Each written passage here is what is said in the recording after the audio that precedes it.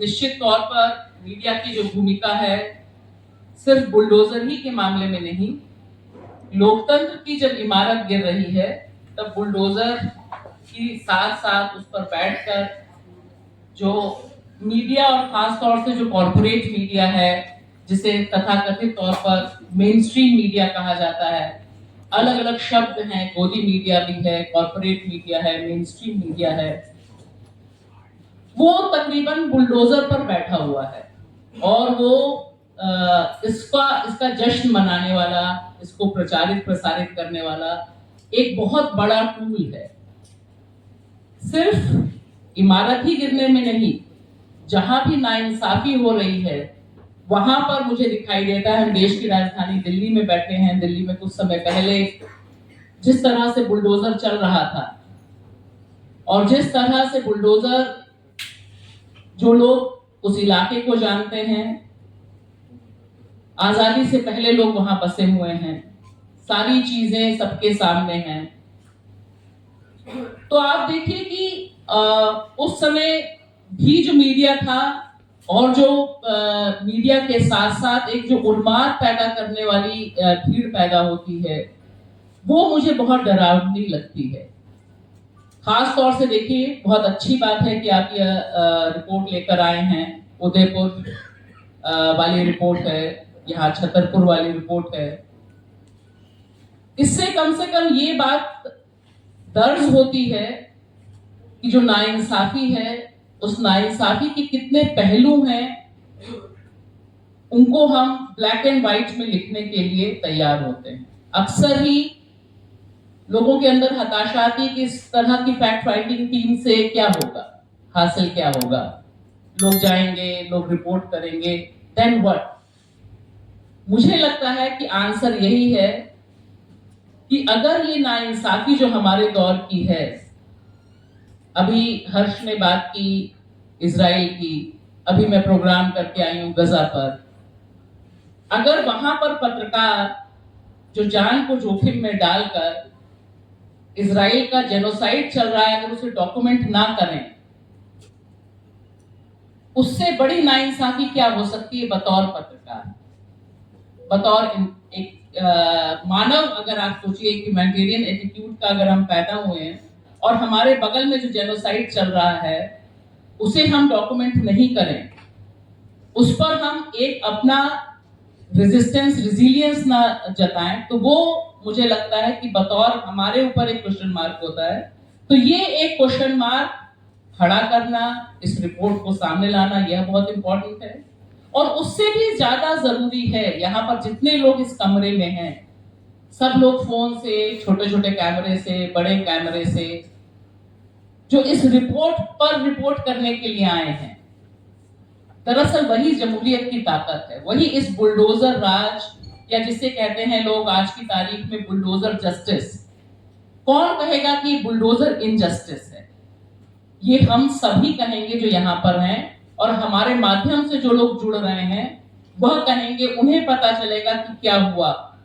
वरना हम सब जानते हैं कि जिस तरह से इतिहास से खिलवाड़ हो रहा है, जिस तरह से पूरी की पूरी जो क्रोनोलॉजी इस्टेब्लिश की जा रही है कि आने वाली पीढ़ी जो किताबें पढ़ रही है, उसमें बाबरी मस्जिद गिराई गई यही नहीं है, उसमें यह बताया जा रहा है कि गुंबद वाली कोई इमारत थी और उसको ढहाने के लिए जो एक क्रिमिनल एक्ट हुआ, वह सारा का सारा हमारे इतिहास के पन्नों से बुलडोज कर दिया गया है। यह इतिहास का बुलडोजर है जो हमारे इतिहास पे चल रहा है। तो आप देखिए कि आज हम जब यहाँ बैठे हैं, आज ही के दिन कलबुर्गी की शहादत हुई थी। आज ही के दिन 2015 में कलबुर्गी को मारा गया था। क्यों मारा गया था कलबुर्गी को? क्योंकि वह सच के खिलाफ खड़े थे और गोली चाहती थी कि सच को बुलडोज कर दिया जाए, तर्क को बुलडोज कर दिया जाए। ये जो एक पूरी प्रक्रिया है आज की तारीख में, जिसे बिल्कुल सही कहा हर्ष ने कि पहली उनकी जरूरत थी लिंचिंग के जरिए एक खौफ पैदा करने की। ऐसा नहीं कि लिंचिंग बंद हो गई है।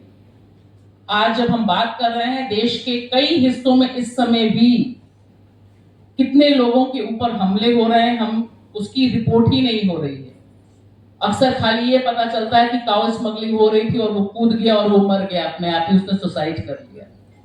तो इसके जरिए जो मुझे खतरा दिखाई दे रहा है कि एक बड़े पैमाने पर कोशिश हो रही है कि दरअसल अब देश ऐसे ही चलेगा, एक हिंदू फासिस्ट स्टेट कैसे ऑपरेट करता है, इसकी सबसे बड़ी तस्वीर बुलडोजर इनजस्टिस है।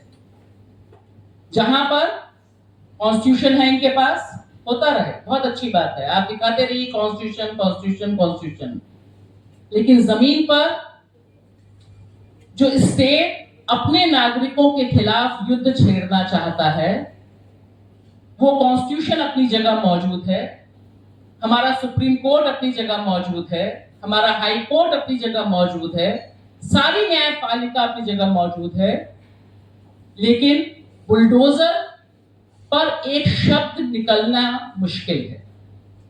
क्योंकि देखिए, ये मुझे लगता है सवाल उठाया जाना बहुत जरूरी है। जो पॉलिटिकल पार्टी है, इंडिया गठबंधन की पार्टी है, कांग्रेस है, वह भी अभी तक बुलडोजर पर उस तरह से जमीन पर उतरकर काम करते नहीं दिखाई दी। मेरा ताल्लुक लखनऊ से है और लखनऊ में जब बुलडोजर चल रहा था, मैंने तमाम पॉलिटिकल परिचितों को, मित्रों को, सबको कहा कि ये बुलडोजर यही नहीं रुकने वाला है, योगी का जो बुलडोजर है। अभी आप अकबरपुर से, ठीक है कि अकबरपुर में मुसलमान रहते हैं, लेकिन वहां मुसलमान नहीं रहते खाली। आज की तारीख में कम से कम जब कांग्रेस के नेता का घर गिरता है मध्य प्रदेश में, तब कांग्रेस मजबूर होती है बुलडोजर इनजस्टिस पर पब्लिकली आने के लिए। लेकिन यह सोचना जरूरी है कि बुलडोजर पार्टी नहीं देख रहा, और बुलडोजर सिर्फ और सिर्फ धर्म भी नहीं देख रहा, वह गरीब के ऊपर भी है, वो महिला के ऊपर भी है, वो आदिवासी के ऊपर भी है, और वो दरअसल देश के कॉन्स्टिट्यूशन के खिलाफ है, वो इस देश के मीडिया के खिलाफ है। क्योंकि जो लोग रिपोर्ट कर रहे हैं, जब हम बात कर रहे हैं, आप देखिए योगी जी लेकर आए हैं सोशल मीडिया पॉलिसी, उसके तहत तो आधे जो यहाँ पे लोग हैं, आधे क्या कहिए 99% या सारे ही लोग, सभी एंटी नेशनल काम कर रहे हैं आप, क्योंकि आप उनके बुलडोजर को क्वेश्चन कर रहे हैं। तो ये जो हमला है, ये हमला एक हिंदू फासिस्ट स्टेट कैसे होता है, जहां पर कानून सिर्फ राजा का चलता है। राजा का चेहरा अलग अलग हो सकता है, मध्य प्रदेश का मुख्यमंत्री हो सकते हैं, राजस्थान के मुख्यमंत्री हो सकते हैं, उत्तर प्रदेश के मुख्यमंत्री हो सकते हैं, देश के गृह मंत्री हो सकते हैं, असम का हेमंत विश्व शर्मा हो सकता है। ये सारी जो बुलडोजर चलाने की प्रक्रिया है, यह पूरे देश भर में फैली हुई है, जिसका एक हिस्सा हमें कोलकाता में भी दिखाई देता है। कोलकाता में इसलिए दिखाई देता है क्योंकि जो सेलेक्टिव आउटरीच है रेप पर, बतौर इंडियन वुमेन मुझे बहुत शिद्दत से महसूस होता है। और मैं कहना चाहूंगी यहाँ पर कि जब एक इंसिडेंट पर लोगों को गुस्सा चढ़ता है और दूसरे इंसिडेंट पर नहीं चढ़ता है, वह भी मेरी गरिमा पर बुलडोजर चलने के बराबर है।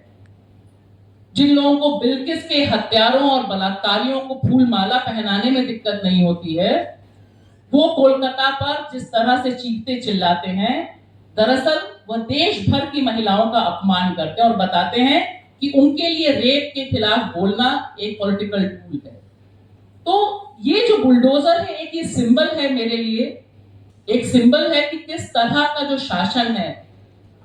2025 आ रहा है, आरएसएस के 100 साल पूरे हो रहे हैं, और आप देखिए कि तमाम जगहों पे जिस तरह की तैयारी है कि एक कौम को, एक सेक्शन को, मीडिया के एक सेक्शन को, इंटेलेक्चुअल्स के एक सेक्शन को, वकीलों के एक सेक्शन को, जजेस के एक सेक्शन को आप अच्छे से अपनी मुट्ठी में, अपने साइड में करके जय जयकार करते रहें, और देश के प्रधानमंत्री आकर संविधान के आगे फिर मत्था टेकते रहें, और फिर ये लगे कि नहीं, इंटरनेशनली, नेशनली देश में कॉन्स्टिट्यूशन का राज है। इसे एक्सपोज करना मुझे लगता है बहुत बड़ा चैलेंज है। यह एक बिल्कुल डिफरेंट फेज में इंडियन डेमोक्रेसी है, जहां से राहत आपको किसी भी लोकतंत्र के खंबे से नहीं मिलेगी। जो 4 खंबे बताए जाते हैं, उन चारों खंबों से आज की तारीख में जो देश का मजलूम है, जो इत्तेफाक नहीं रखता, जो जमहूरियत में विश्वास रखता है, उसे बहुत कम रहा या तकरीबन नहीं रहा। जिन केसेस को ये रिपोर्ट लेकर आई है उनमें कहीं से भी कोई जुडिशियल इंटरवेंशन, कोई पॉलिटिकल इंटरवेंशन नहीं हुआ है। मेरा मानना है कि आज की तारीख में 2024 में इसमें जो इंटरवेंशन हो सकता है, कॉन्स्टिट्यूशन को ध्वस्त करने वाला ये जो बुलडोजर है, ये हमारे आपके लगातार रिपोर्ट करने से, हमारे आपके लगातार सच के पक्ष में निर्भीकता से खड़े रहने से और जो पॉलिटिकल पार्टीज हैं उनको मजबूर करने से कि आपको जमीन पर उतरना पड़ेगा, आपको आवाज उठानी पड़ेगी। जब तक ये हम एक माहौल नहीं बनाते तब तक बुलडोजर घर गिरा देता है। अनगिनत लोगों के हमने इंटरव्यूज किए हैं। जस्टिस कम से कम हमें ये तो करना चाहिए कि सोशल मीडिया पर जब भी बुलडोजर जस्टिस के नाम से कहीं कोई खबर आए, कहीं कोई वीडियो प्रोग्राम चले, कोई मीडिया चलाए, कोई नेता बोले, हमें तुरंत एक कैंपेन करना चाहिए, bulldozer injustice, killing of the Indian constitution. मुझे लगता है यह एक हमारी तरफ से जो हस्तक्षेप हो सकता है कि हम बुलडोजर के साथ एक इनजस्टिस का शब्द, अन्याय का शब्द चस्पा कर दें। और आज की तारीख में सोशल मीडिया, अल्टरनेटिव मीडिया की ताकत कितनी है ये हमसे ज्यादा हुक्मरान जानते हैं। तो अगर इस तरह के कैंपेन, इस तरह की रिपोर्ट्स और लगातार बुलडोजर को इनजस्टिस और देश की जमहूरियत, कॉन्स्टिट्यूशन के खिलाफ एक टूल के तौर पर अगर हम बात कर सके तो निश्चित तौर पर एक पॉलिटिकल प्रेशर क्रिएट हो सकता है। बाकी तो जो खंबे हैं वे खंबे कब जागेंगे, यहाँ पर तमाम और लोग हैं जो खंबों से बहुत गहरा संबंध रहा है, लेकिन वो बता सकते हैं। फिलहाल मुझे तो बहुत कम उम्मीद है, लेकिन वहां पर भी दस्तक देनी जरूरी है क्योंकि आज की तारीख में न्यायपालिका भी हमारी है और संसद पर भी हमारा हक बनता है। शुक्रिया। स्कूल, सरकारी स्कूल में 2 बच्चों में चाकूबाजी की घटना हुई। हमने हमारी टीम को, जो एपीसीआर की टीम उदयपुर की है, हमने उनसे कहा कि मालूमात कीजिए क्या बात हुई है। तो उन्होंने कहा कि एक बच्चे को चाकू मार दिया।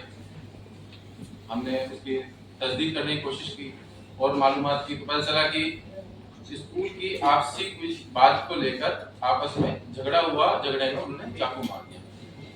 ठीक उसके काफी देर के बाद हमें ये मालूम हुआ कि कुछ लोगों ने उसको इतना बड़ा मुद्दा बनाया कि वो मुद्दा एक सांप्रदायिकता के रूप में लेने लगा और धीरे धीरे करते करते उस दौरान 17 अगस्त की सुबह लगातार बात करने के बाद हमें मालूम चला कि वहां पर लोगों का हुजूम इकट्ठा हुआ और उन्होंने कई गाड़ियां जला दी, कई जगह तोड़फोड़ की और 2 मस्जिदों को भी उन्होंने निशाना बनाया। हमने जब परिवार के लोगों से और दूसरे लोगों से मालूम करने की कोशिश की तो उन्होंने कहा कि ये जो घटना है, इस घटना के लिए कोई भी व्यक्ति ये नहीं कह सकता कि ये घटना इस तरह से पेश की जा रही है, जिस तरह से बताई जा रही है। जिस तरह से लोगों ने उस घटना को सांप्रदायिक बनाया, ये एक निंदनीय है। इस तरह से नहीं होना चाहिए। उसके बाद में हमने जब राउंड में रिपोर्ट मांगी और हमने और मालूमात की, हमें मालूम हुआ कि वहां पर ऐसी कोई बात नहीं थी जिसकी वजह से हिंदू मुस्लिम की बात जो सामने आ रही है वो आए। फिर 17 अगस्त की सुबह हमें ये मालूम चला कि एक नोटिस, जहां पर वो सलीम खान किराए पर रहते थे, वहां चस्पा कर दिया और नोटिस भी सलीम खान के नाम से आया और उस मकान के जो लैंडलॉर्ड थे वो रशीद खान साहब। रशीद खान साहब ने कुछ कॉलोनी के लोगों को लेकर कलेक्टर साहब से, दिगर लोगों से मुलाकात करने की कोशिश की, उन्होंने किसी ने नहीं की। वो कहते रह गए कि ये मेरा मकान है, ये किराएदार है, मत तोड़िए मत तोड़िए। एप्लीकेशन भी दी उन्होंने रिटर्न में, लेकिन वो किसी ने एक्सेप्ट नहीं की और 2 घंटे के अंतराल में उनके मकान को तोड़ दिया गया। तो ये जब जो मकान जिसमें तोड़ा गया, जिसकी वजह तोड़ा गया, वो अयान के परिवार उसमें वहाँ किराए से रहता था, एक परिवार और किराए से उसमें रहता था। उनका कहना है, जब हमने बातचीत की, कि उन्होंने हमें मौका भी नहीं दिया, हमारे आधे ज्यादा सामान नगर निगम अपनी ट्रॉली में भर के ले गए। तो उसमें उसकी जो बहन 18 साल की डिसेबल्ड है। तो बहुत सारी ऐसी चीजें हैं जिसको हम चाहते हैं कि कहना। दोस्तों, वीडियो पसंद आए तो लाइक, शेयर और News 22 लाइव को सब्सक्राइब करना ना भूलें। शुक्रिया। देखते रहें News 22 लाइव, सदैव आपके साथ।